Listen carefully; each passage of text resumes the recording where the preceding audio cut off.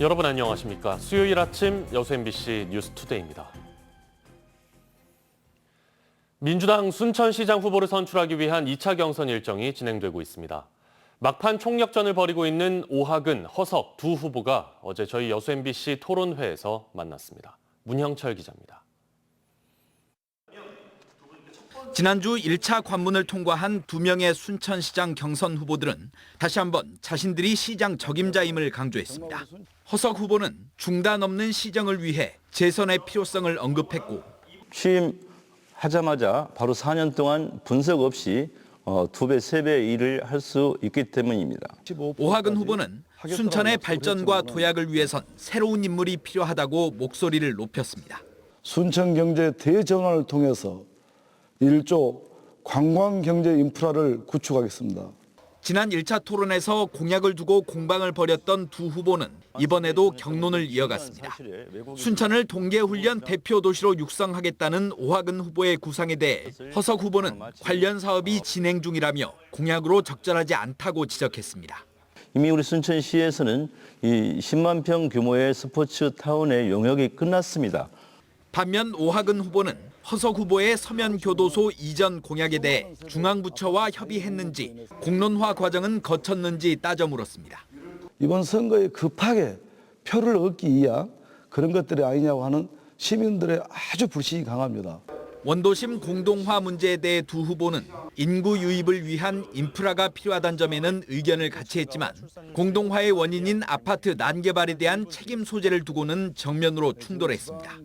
허가를 해주지 않으면 시장의 절대적인 결정권을 가지고 있는데 허가를 만세대 이상 했다는 건 이것은 중요한 사실의 왜곡입니다.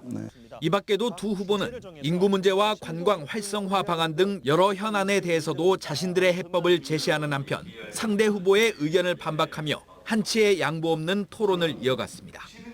MBC 뉴스 문형철입니다. 민주당 경선이 막바지에 이르면서 탈당, 무소속 출마 선언과 낙천자들의 작심 발언이 잇따르고 있습니다. 2차 결선 투표를 앞둔 순천과 여수시장 경선에서는 캠프별 이합 집산을 둘러싸고 미묘한 신경전이 가열되고 있는데요. 박광수 기자가 보도합니다. 민주당 여수 을지역위원회에 소속된 현역 시의원 2명이 공천 배제를 받아들일 수 없다며 탈당과 무소속 출마를 선언했습니다. 주재현 여수시의원은 기자회견에서 무려 7개의 전과가 있는 인사는 경선에 참여시키면서도 자신은 이유도 모른 채 배제됐다면서 완전히 공정성과 상식에서 벗어난 경선이라고 주장했습니다. 함께 회견에 나선 문갑태 시의원도 민선 7대 의원으로 혼신의 힘을 다했는데도 자기 사람 심기를 위한 낡은 정치의 희생양이 됐다며 공천 배제가 부당했다는 것을 증명할 수 있도록 시민들이 도와달라고 호소했습니다. 이것을 갖다 그대로 수용을 하게 되면은 저희들이 지금 여수 울지역에서 부리는 행포를 갖다 그대로 인정해 준 꼴이 됩니다.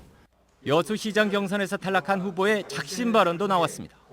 민주당 전창곤 후보는 시민과 당원께 드리는 글을 통해 공선위원들이 특정 시장 후보를 공개적으로 지지하고 시도의원 후보자를 줄 세우게 하는 행태를 지목하며 전형적인 패거리 정치라고 비판했습니다.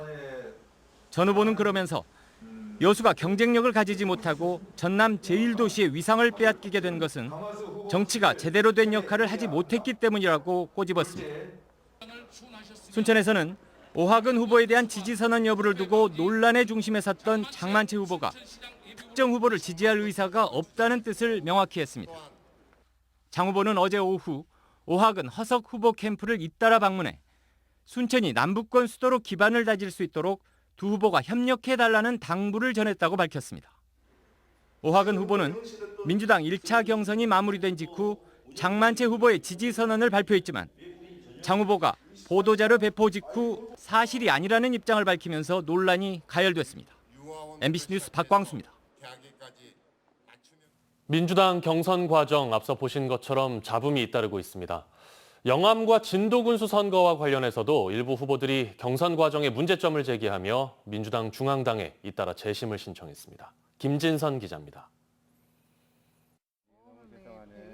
민주당 영암군수 후보 경선에서 우승희 예비후보가 1위를 차지했습니다. 하지만 전동평 예비후보는 우승희 후보 측이 공직선거법을 위반했다며 중앙당에 재심을 신청했습니다. 우 후보가 권리당원들에게 권리당원이 아니라고 응답해 일반 군민으로도 표를 행사하라는 이른바 이중투표를 지시했다는 겁니다. 전동평 예비후보는 우승희 예비후보와 배우자가 이중투표를 권유하는 녹취록을 제보받았다고 주장하고 있습니다. 실제로 후보자가 권리당원 여부 등을 거짓으로 응답하도록 지시나 권유, 유도했다면 선거법 위반에 해당합니다.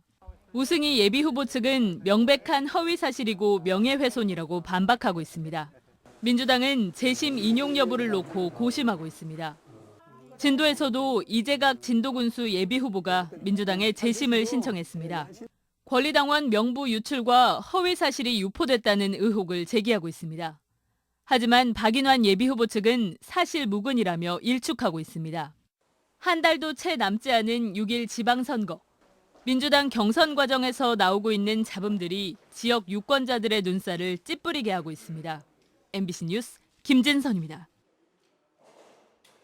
민주당 여수시장과 순천시장 후보를 선출하기 위한 2차 경선이 오늘과 내일 이틀 동안 진행됩니다. 여수에서는 권오봉 후보와 정기명 후보가, 순천에서는 오하근 후보와 허석 후보가 1차 경선을 통과한 가운데 민주당 전남도당은 권리당원 투표 50%, 시민 여론조사 50%를 반영해 오는 6일 최종 후보를 발표할 예정입니다. 어떤 대책이 있을까요? 오는 10일 GS칼텍스 예울마루가 개관 10주년을 맞습니다. 기업의 사회공헌 모델, 이른바 예울마루 효과에 대해 지역 문화계가 긍정적으로 평가하고 있습니다. 최우식 기자가 보도합니다. 지역의 문화예술단체들이 5월 11일 GS칼텍스 데이로 제안했습니다. 2012년과 2019년 5월 10일 각각 예울마루와 장도가 개관한 것을 기념해 GS칼텍스 재단의 사회공헌 사업을 재평가한 겁니다.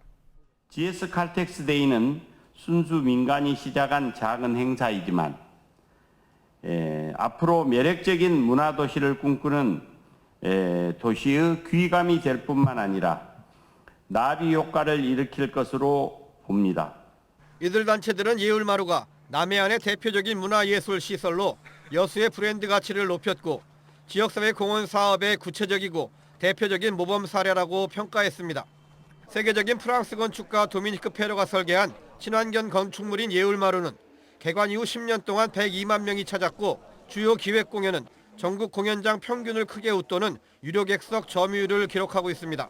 근데 제가 전국의 모든 극장을 다 다녀봤는데 정말 경관도 좋고 깨끗하고 잘 지어진 극장에 예술의 섬 장도는 3년 만에 80만 명 이상이 다녀갔습니다. 지역을 넘어 전국적으로도 독보적인 아트센터로서의 존재감을 보여주고 있습니다. 예술의 불모지라고 불렀던 여수가 이제 남해 남중권의 대표 아트센터가 있음으로써 예술의 도시로 자리 잡는 데 큰 기여를 하고 해왔고요. 예울마루 측은 앞으로도 문화예술 중심 센터로서의 역할에 더욱 충실하겠다는 입장입니다. 개관 10주년을 맞아 기업의 사회공헌 사업 모델로 예울마루 효과가 새롭게 조명받고 있습니다. MBC 뉴스 최우식입니다. 대통령직 인수위원회가 윤석열 정부의 청사진이 담긴 국정과제 110개를 공개했습니다. 새 정부의 국정과제는 광주 전남의 발전과 미래 먹거리를 확보하는 밑그림이 되는 만큼 세부 내용이 큰 관심을 끌고 있습니다. 송정근 기자입니다. 대통령직 인수위가 윤석열 정부 5년을 책임질 국정과제를 발표했습니다. 인수위는 상식이 회복된 반듯한 나라 등 6대 추진 방향 아래 110개 세부 수행 과제를 발표했습니다. 국정과제에 선정돼야 향후 5년 동안 사업 추진에 탄력을 받는다는 점에서 광주시와 전남도는 촉각을 곤두세웠습니다. 일단 지역 균형 발전에 청신호가 켜졌다는 평가가 나왔습니다. 광주시는 디지털 경제 패권국가 실현 과제를 통해 AI 중심 도시 사업이 무리 없이 추진될 것으로 예상했습니다. 특히 광주 AI 특화 데이터 센터가 주요 내용으로 직접 언급돼 있어 기대감을 높였습니다.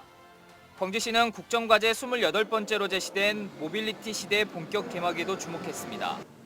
의욕적으로 추진하려고 하는 미래자동차 부품 클러스터 조성 사업의 근거가 될 것으로 예상되고 있습니다. 함께 잘 사는 국민의 나라에는 복지와 지역 균형 발전과 지속 가능성과 국민 통합 이런 모든 것들이 다 여기에 함축되어서 전남도도 역시 기대감이 커졌습니다. 친환경 재생에너지 산업벨트 조성과 고흥 우주항공산업 클러스터 구축 등 윤석열 당선인이 약속한 전남 7개 공약이 국정과제에 모두 포함됐기 때문입니다. 특히 전남 최대의 현안이었던 해상풍력산업 생태계 조성도 국정과제 안에 포함돼 현안 사업이 무리 없이 추진될 것으로 예상되고 있습니다. 생각했던 것보다도 훨씬 더 큰 성과를 낸 것 같습니다. 이제 거기에는 우리 이제 전체 모든 직원분들. 새 정부 국정과제 발표로 사업 추진에 기틀은 마련됐지만 예산 확보 등 사업 구체화는 아직 요원한 상황. 광주시와 전남도의 향후 대응 전략이 중요해졌습니다. MBC 뉴스 송정근입니다. 발표 끝나고 나서 광양항의 올해 1분기 대미 컨테이너 교역량이 증가 추세를 보이고 있습니다. 여수광양항만공사에 따르면 올 들어 광양항 컨테이너 부두를 통한 미국 지역 수출입 물량은 7만 6천 TEU로 전년 동기 대비 11% 증가한 것으로 나타났습니다. 특히 올 1분기 대미 컨테이너 교역량 가운데 67%에 달하는 5만 1천 TEU가 수입 화물로 한국의 대미 교역에서 광양항이 중요한 역할을 담당하고 있는 것으로 평가되고 있습니다. 전라남도 산림자원연구소가 전남 지역 산촌 지역 강수를 모니터링한 결과 강수의 산도가 최근 2년 연속 평균 pH 5.8 이상으로 조사돼 대기질 상태가 매우 청정한 것으로 확인됐다고 밝혔습니다. 산림자원연구소는 학계에서 pH 5.6 이하를 산성비의 기준으로 보고 있는 만큼 전남 지역 강수의 산도는 일상생활에 큰 영향을 주지 않을 뿐 아니라 산촌 지역의 토양과 산림에도 청신호로 볼 수 있다고 덧붙였습니다. 여수 거북선 축제의 개막을 알리는 고유제가 전라 좌수영 수군 첫 출정일에 맞춰 어제 충민사와 자산공원, 고소대 일원에서 열렸습니다. 사단법인 진남 거북선 축제 보존회는 어제 여수 충민사에서 제56회 고유제를 봉행하고 자산공원 이순신 장군 동상과 무명수군 위령탑 참배에 이어 고소대 타루비 참관과 삼도수군 통제형 깃발 개첨 행사를 거행했습니다. 특히 이번 고유제는 코로나19 확산으로 3년 동안 중단됐다가 오는 7월 여수엑스포 10주년 행사와 겸해서 열릴 예정인 거북선 축제의 성공 개최와 안전하고 완벽한 일상 회복을 기원하는 의미를 담았습니다.